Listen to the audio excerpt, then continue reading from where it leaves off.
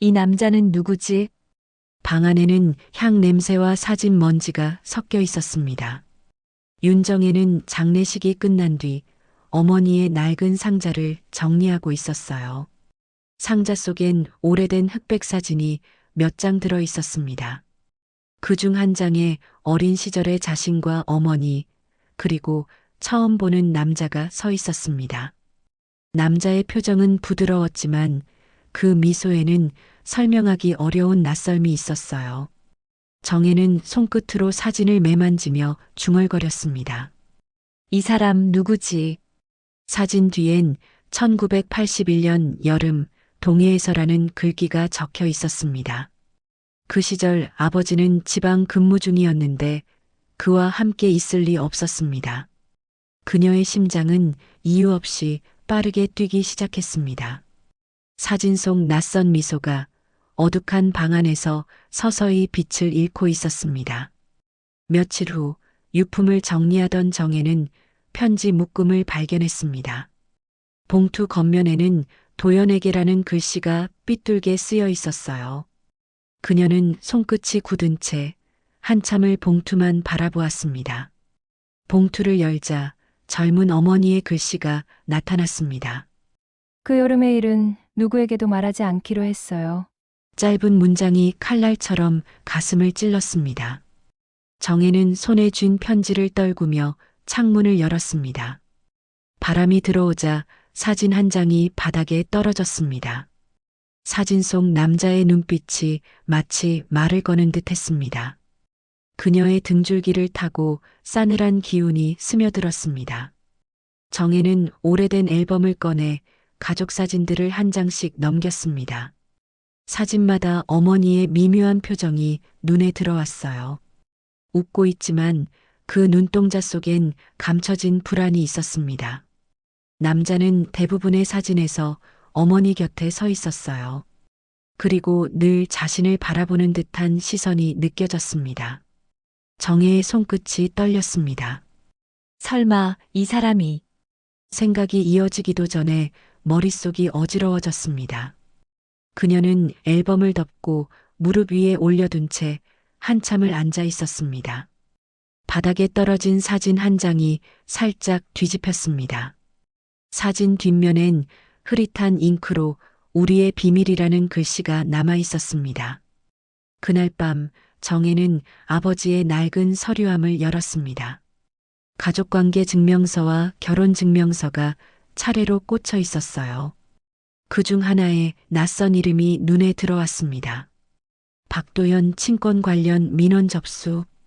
정혜는 숨을 삼키며 손을 떨었습니다. 사진 속 남자의 이름과 서류의 이름이 같았습니다. 그녀는 조용히 서류를 내려놓고 방 안을 둘러봤습니다. 오래된 시계가 멈춘 채 틱하는 소리만 울리고 있었습니다. 그 순간 세상이 흔들리는 듯 했습니다. 그녀는 낮게 속삭였습니다. 내가 알던 가족은 진짜였을까? 이른 아침 윤정혜는 다시 사진을 꺼내 들었습니다. 낡은 종이 냄새가 손끝에 스며들며 어제의 불안이 되살아났어요. 그녀는 사진 속 남자의 얼굴을 확대해 휴대폰으로 찍었습니다. 이름 하나, 표정 하나라도 단서를 찾고 싶었습니다. 그러나 검색 결과는 아무것도 나오지 않았습니다. 세상 어디에도 없는 사람처럼 그녀는 중얼거렸습니다. 불현듯 어머니의 유품함 속 편지 한 통이 떠올랐습니다. 그 안에는 용서해 주길 바란다는 문장이 남아 있었죠. 정혜는 어머니가 무엇을 숨겼는지 점점 더 두려워졌습니다. 진실을 찾고 싶지만 알아서는 안 될 것 같은 예감이 스쳤습니다. 며칠 후 형부 윤상호가 찾아왔습니다. 그는 정혜가 꺼내놓은 사진을 보며 잠시 침묵했습니다. 이 사람 예전에 본 적 있는 것 같아요. 그 말에 정혜의 눈동자가 흔들렸습니다. 상호는 낮게 한숨을 쉬며 말을 이었습니다. 내 어머니가 한동안 집을 비웠던 시기가 있었지. 내가 초등학생일 때쯤이었나? 그녀의 가슴이 조여왔습니다. 잊고 있던 기억의 조각이 머릿속에 스쳤습니다. 그때 누군가 엄마를 데리러 왔었죠. 그녀는 그 순간의 장면을 또렷하게 떠올리며 온몸이 식었습니다. 그날 밤 누군가 초인종을 눌렀습니다. 낯선 남자가 문 앞에 서 있었습니다. 그는 정중하게 인사하며 낮은 목소리로 말했습니다. 혹시 윤은주 씨의 따님이신가요? 그녀는 대답하지 못한 채 고개를 끄덕였습니다. 남자는 주머니에서 봉투 하나를 꺼내 건넸습니다. 이건 어머님께서 제게 맡기신 겁니다. 전해드리라고 하셨죠. 그 말과 함께 그는 고개를 숙이고 떠났습니다. 정혜는 문을 닫고 한동안 그 자리에 멍하니 서 있었습니다. 봉투 안에는 오래된 사진 한 장이 또 들어 있었습니다. 새로운 사진은 첫 번째 사진과 달랐습니다. 이번엔 어머니가 혼자 서 있었고 그 옆엔 같은 남자가 있었습니다. 그의 손이 어머니의 어깨 위에 자연스럽게 얹혀 있었어요. 사진 뒷면에는 짧은 문장이 적혀 있었습니다. 그날 우리에게는 선택의 시간이 있었다. 정혜는 숨을 들이쉬며 눈을 감았습니다. 이제 더 이상 우연이 아니라는 걸 알았죠. 그녀는 떨리는 손으로 두 장의 사진을 나란히 놓았습니다. 그 두 장의 웃음 속엔 전혀 다른 진실이 숨어 있었습니다. 그리고 그 진실이 그녀의 삶을 완전히 바꿔놓을 것 같았습니다. 윤정혜는 봉투 안에서 한 장의 편지를 꺼냈습니다. 종이는 세월의 발에 누렇게 변해 있었고 글씨는 어머니의 필체였습니다. 도연 씨, 그 아이에게 진실을 말할 수 없었어요. 짧은 문장이지만 그녀의 머릿속은 하얘졌습니다. 도연, 사진 속 남자의 이름이 다시 떠올랐습니다. 편지는 마치 미안함으로 얼룩진 고백처럼 읽혔습니다. 그날 이후 모든 걸 숨기기로 했어요. 아이를 위해서였어요. 정혜는 숨을 멈추고 편지를 내려다봤습니다. 아이라는 단어가 가슴에 박혔습니다. 그녀는 낮게 속삭였습니다. 그 아이가 나였나요? 정혜는 오래된 가족 기록을 찾아보려 병원을 방문했습니다. 접수대에 오래된 직원이 앉아 있었습니다. 그녀는 조심스레 1981년의 출산 기록을 요청했습니다. 직원은 잠시 망설이다 낡은 장부를 꺼내 들었습니다. 이름 윤은주, 날짜 1981년 8월. 그러나 아버지란 칸엔 무기명이라고 적혀 있었습니다. 정혜의 손끝이 차가워졌습니다. 직원은 낮게 말했습니다. 그 시절엔 사정이 있었던 분들이 많았어요. 그녀는 고개를 끄덕였지만 눈빛은 멍했습니다. 진실이 가까워질수록 세상이 무너져 내리는 기분이 들었습니다. 늦은 오후 초인종이 울렸습니다. 문 앞에는 또 그 남자 박도연이 서 있었습니다. 그는 잠시 그녀를 바라보다 말했다. 당신 어머니가 저를 불렀던 이유를 아시겠죠? 정혜는 아무 말도 하지 못했습니다. 남자는 천천히 말했습니다. 사진 속 아이가 당신입니다. 순간 공기가 멈췄습니다. 그녀는 손에 쥔 사진을 꼭 쥐며 한 걸음 물러섰습니다. 그렇다면 아버지는 입술이 떨렸습니다.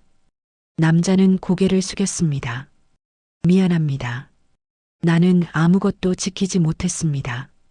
그 한마디가 오래된 집안의 벽처럼 그녀의 가슴을 무너뜨렸습니다.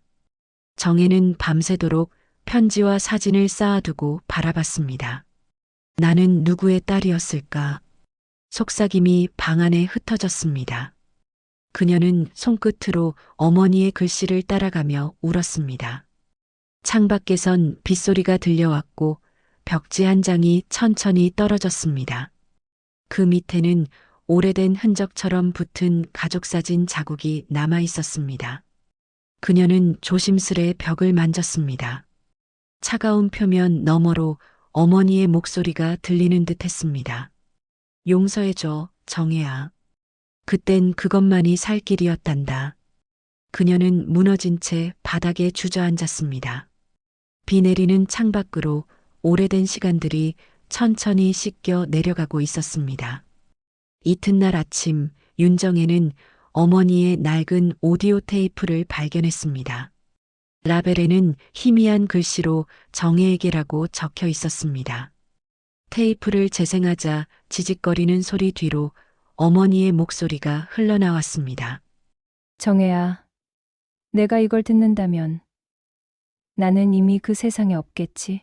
그녀는 숨을 죽이고 귀를 기울였습니다. 목소리는 약했지만 단어 하나하나에 진심이 담겨 있었습니다. 너의 아버지라 부르던 사람은 내가 태어날 때 곁에 있어 준 분이야. 하지만 널 세상에 준 사람은 도연 씨였단다. 정혜는 눈을 감고 머리를 감쌌습니다. 테이프가 멈추는 순간 그녀의 세상은 또 한 번 조용히 흔들렸습니다. 밤이 깊어가던 시간, 딸 한소진이 엄마의 방문을 두드렸습니다. 책상 위에는 사진과 편지, 그리고 멈춘 카세트가 놓여 있었습니다. 엄마, 이제 그만 알아보는 게 어때요? 정혜는 고개를 들지 못한 채 조용히 웃었습니다. 난 내가 누군지 알고 싶었을 뿐이야. 소진은 엄마의 손을 잡았습니다. 누군지보다 지금 어떤 사람인지가 더 중요하잖아요. 그 한마디에 정혜의 눈가가 젖었습니다. 그녀는 딸의 손등을 감싸며 말했다. 그래, 이제는 그럴 때가 됐나 보다. 방 안엔 두 사람의 숨소리만이 따뜻하게 번지고 있었습니다. 며칠 후 정혜는 용기를 내어 박도연을 다시 만났습니다. 낡은 찻집에서 마주 앉은 두 사람 사이로 긴 침묵이 흘렀습니다. 그녀는 차가운 목소리로 물었습니다. 왜 아무 말도 안 했나요? 남자는 오래된 후회를 삼키듯 눈을 감았습니다. 그땐 말할 자격이 없었습니다. 내 어머니를 지켜주고 싶었어요. 그의 목소리는 낮고 떨렸습니다. 정혜는 말없이 창밖을 바라봤습니다. 거리의 빛이 유리잔에 반사되어 흐려졌습니다. 이제라도 와줘서 고마워요. 그녀가 조용히 말했습니다. 그는 눈시울을 붉히며 고개를 숙였습니다. 집으로 돌아온 정혜는 오래된 벽 한쪽을 바라보았습니다. 그 벽은 어릴 적 어머니와 사진을 걸었던 자리였습니다. 그녀는 조심스레 망치를 들어 벽지를 뜯기 시작했습니다. 먼지 사이로 낡은 액자 하나가 나왔습니다. 그 안에는 자신, 어머니, 그리고 그 남자가 함께 웃는 사진이 들어 있었습니다. 이걸 왜 숨겼을까? 그녀는 사진을 품에 안았습니다. 눈물이 떨어져 사진 위를 적셨습니다. 그러나 이번의 눈물은 고통이 아니라 이해의 눈물이었어요. 그녀는 미소를 지으며 속삭였습니다. 이제 괜찮아요, 엄마. 창문 사이로 햇살이 들어와 액자를 따뜻하게 감쌌습니다. 며칠 후 윤정혜는 구청을 찾아갔습니다. 손에는 가족관계 증명서와 출생기록 사본이 들려 있었습니다. 서류에는 여전히 부무기명이라는 글자가 적혀 있었어요. 그녀는 담당 직원에게 말했습니다. 정정 신청을 하고 싶습니다. 직원은 놀란 듯 고개를 들었습니다. 사유를 여쭤봐도 될까요? 정혜는 조용히 대답했습니다. 진짜 아버지의 이름을 돌려드리고 싶어요. 그녀의 목소리는 단단했고 손끝은 차분히 떨리고 있었습니다. 오랜 세월 감춰진 이름이 드디어 세상으로 나올 순간이었습니다. 그날 저녁 그녀는 창문을 열고 하늘을 바라봤습니다. 이제 조금은 가벼워졌어요, 아버지. 그 말이 바람에 실려 흩어졌습니다. 정혜는 박도연의 안내로 낡은 공동묘지를 찾았습니다. 그는 이미 몇 해 전 세상을 떠나 있었다고 했습니다. 비가 내린 뒤에 흙길은 질척였지만 그녀의 발걸음은 망설이지 않았어요. 묘비에는 작게 박도연 1959-2019라는 글씨가 새겨져 있었습니다. 그녀는 조용히 무릎을 꿇고 편지 한 장을 꺼냈습니다. 이제야 인사드리네요. 많이 늦었죠. 바람이 불어 종이가 흔들렸습니다. 그녀는 손끝으로 이름을 따랐으며 미소 지었습니다. 그래도 이제 아버지라고 부를 수 있게 되었어요.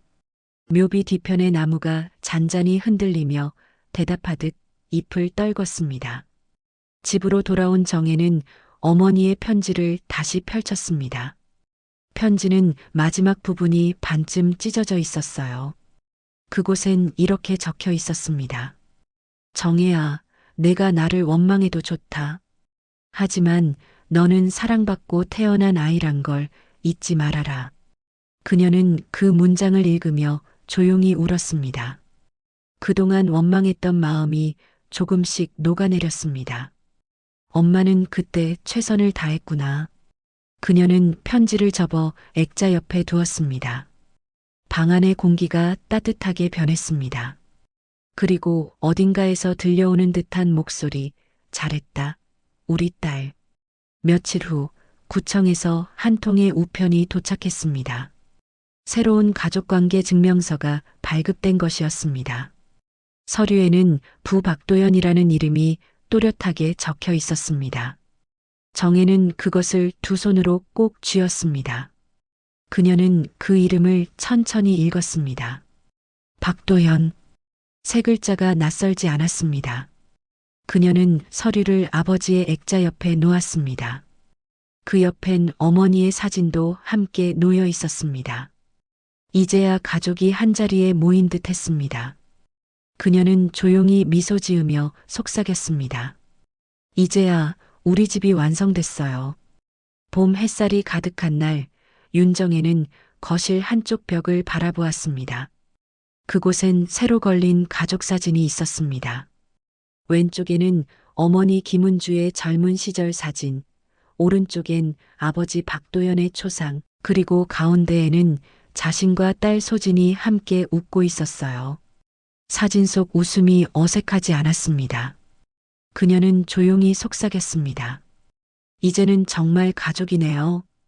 햇빛이 액자 유리를 비추며 부드러운 빛을 냈습니다. 그 빛이 벽을 타고 천천히 번졌습니다.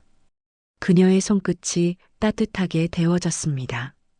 사진 속 낯선 미소가 이제는 더 이상 낯설지 않았습니다. 교무실 한켠 정혜는 학생들의 생활기록부를 정리하고 있었습니다. 한 학생이 다가와 묻습니다. 선생님, 가족사진은 꼭 있어야 하나요? 그녀는 잠시 멈칫하다 미소 지었습니다. 꼭 그럴 필요는 없어요.